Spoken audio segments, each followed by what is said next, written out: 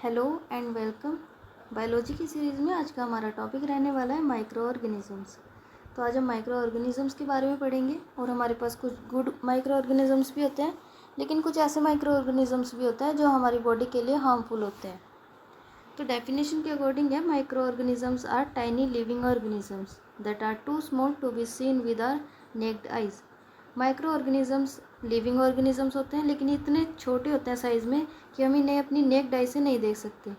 और कैसे देख सकते हैं? With the help of instrument like microscope. They can be seen only under a microscope. तो स्टार्ट करते हैं from microorganisms. First point है इसमें, they are microscopic living beings. ठीक है, लिविंग बींग्स होते हैं और कैसे? माइक्रोस्कोपिक, जिनको माइक्रोस्कोप से देखा जाए तो वो माइक्रोस्कोपिक लिविंग बींग्स होते हैं। They are present almost everywhere in air, water, soil, food and on our body. ठीक है, ये सारी जगह प्रेजेंट होते हैं ज़्यादातर, एयर में भी, वाटर में भी, सॉइल में भी, फूड में भी और हमारी बॉडी पे भी।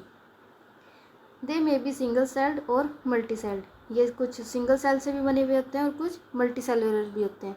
जैसे मोस्टली फंगी जो होती है वो मल्टी सेलुलर होती है, और सिंगल सेल्ड में क्या जाते हैं? कुछ bacterias. Some are useful and while others are harmful. अब कौन से यूज़फुल होते हैं, ठीक है, और कौन से हार्मफुल होते हैं, वो सब हमने पढ़ने हैं। फिर एग्जांपल देख लेते हैं माइक्रो ऑर्गेनिजम्स के। ये हमारे पास एग्जांपल है माइक्रो ऑर्गेनिज्म का। First is bacteria, next is virus, next is fungi. तो आगे आता है हमारे पास बैक्टीरिया। बैक्टीरिया में है, bacteria are single celled microorganisms. Bacteria कौन से होते हैं? जो किससे बने हुए होते हैं? ये लिविंग ऑर्गेनिज्म सिर्फ सिंगल सेल से मिलके। They have cell wall but no true nucleus. इनके पास सेल वॉल तो होता है बट ट्रू न्यूक्लियस प्रेजेंट नहीं होता है।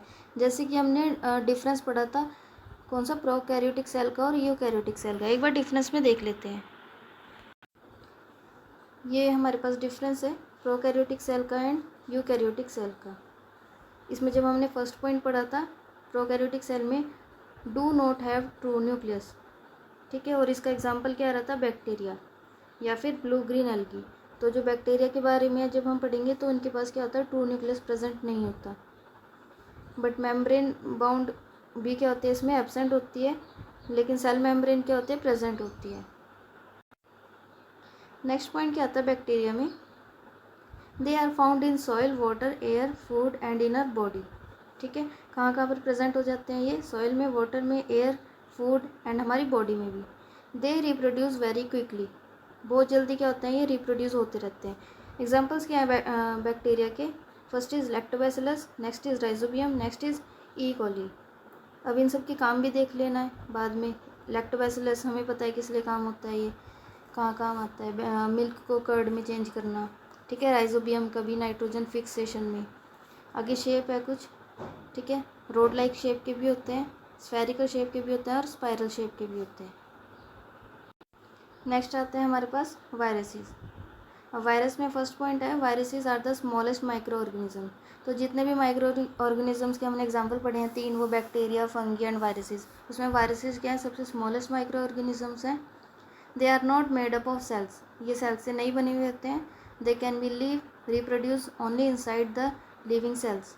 ठीक है, लिविंग सेल के अंदर ही जीतते हैं ये, और उनके अंदर ही क्या होता है? रिप्रोड्यूस होते हैं।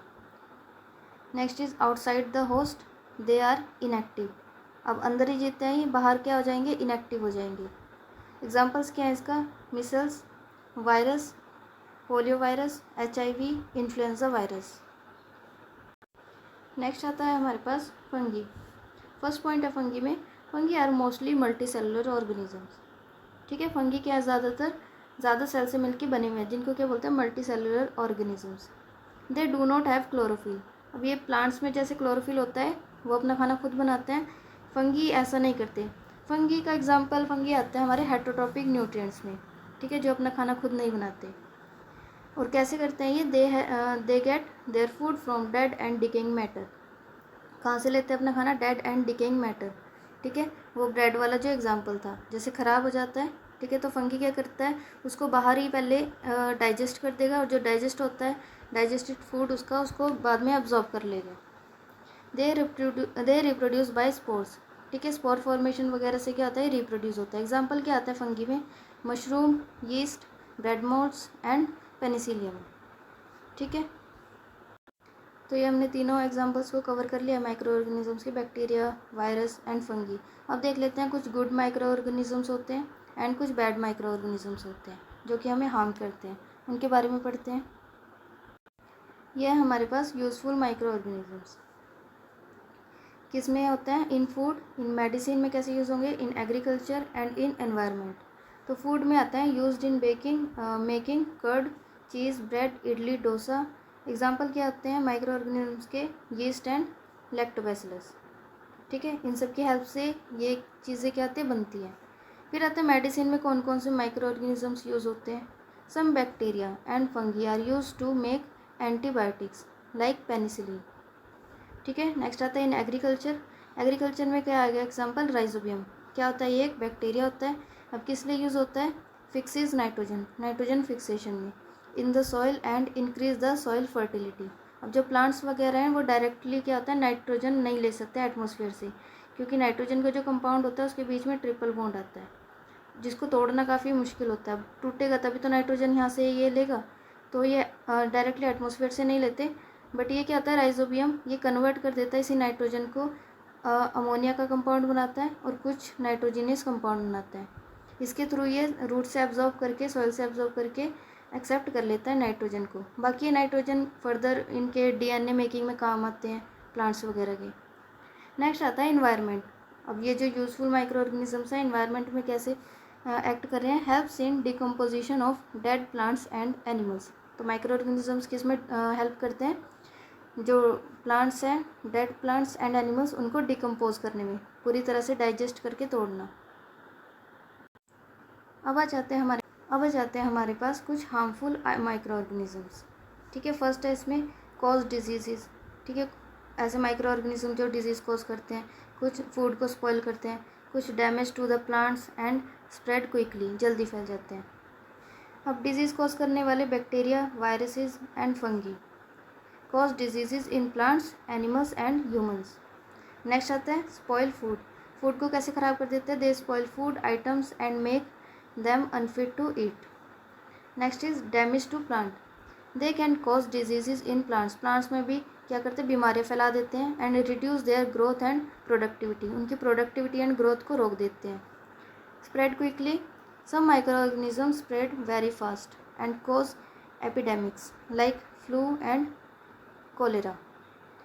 तो इसके एग्जाम्पल याद रखना। तो इसमें आता है these microorganisms can harm us and cause many problems. तो ये हार्म भी करते हैं, लेकिन कुछ गुड भी होते हैं जो हमने पहले पढ़े हैं। इसमें कंक्लूजन क्या होता है? Micro organisms are important part of our environment. ठीक है, इन्वायरमेंट का एक इम्पोर्टेंट पार्ट है। We should make good use of them and protect ourselves from harmful once.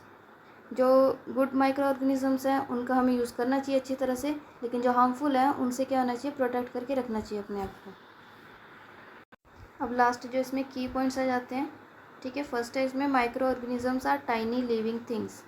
ठीक है, लिविंग थिंग्स हैं लेकिन छोटे छोटे हैं काफ़ी। दे कैन बी यूज़फुल और हार्मफुल। ठीक है, यूज़फुल भी होते हैं कुछ इसमें और हार्मफुल भी होते हैं। We should always keep our food and surrounding clean to stay healthy. अपने फूड को और अपने एनवायरनमेंट को, ये सराउंडिंग्स को हमेशा क्या रखना चाहिए, क्लीन रखना चाहिए, और तभी हम क्या कर सकते हैं, हेल्दी रह सकते हैं। तो आज का लेक्चर कंप्लीट होता है माइक्रो ऑर्गेनिजम्स पे।